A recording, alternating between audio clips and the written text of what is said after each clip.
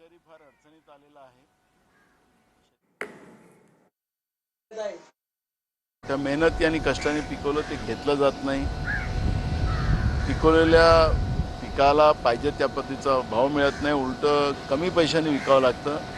आणि त्याबद्दलचं एक धोरण प्रॉपरली सरकारने महाराष्ट्रात तयार करावं, ही भूमिका त्यांच्यासमोर आम्ही मांडली.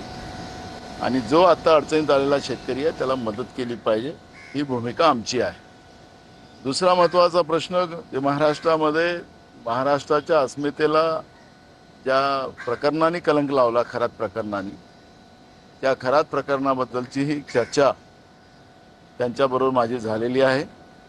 आणि याच्याबद्दलचं जे कोणी लोक याच्यामध्ये आहेत त्या सगळ्यांवर तातडीनं कारवाई कशी करता येईल त्या पद्धतीचा एक भूमिका आम्ही मांडलेली आहे.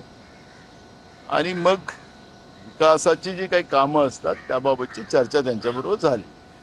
अशोक खरात प्रकरणाची जी चर्चा तुम्ही झाली, काही दिवसांपूर्वी तुम्ही म्हटलेलं होतं की अनेक सरकारमधले असे काही व्यक्ती आहेत, ते देखील कदाचित असू शकतात, की जे या प्रकरणामध्ये गुंतलेले आहेत. ते नावं तुम्ही मुख्यमंत्र्यांना सांगितलेली आहेत. आमची चर्चा झालेली आहे. मुख्यमंत्र्यांनीही विधानसभेमध्ये जेव्हा या प्रकरणावर चर्चा झाली त्यावेळेस सांगितलं की हे एक संवेदनशील हे प्रकरण आहे. महिलांचं याच्यामध्ये नावं आलेली आहेत. त्याच्यामुळे या प्रकरणामध्ये कुठल्याही महिलांना पुढं आणता येत नाही, कारण की आपली संस्कृती आहे.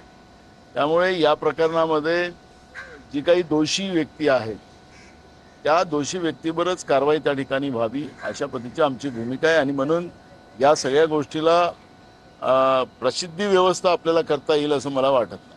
पंतप्रधानांच्या आवाहनानंतर ताफ्यातल्या गाड्या कमी करण्याचा निर्णय अनेकांनी घेतला आहे. उपमुख्यमंत्री एकनाथ शिंदे यांनी घेतलेला आहे.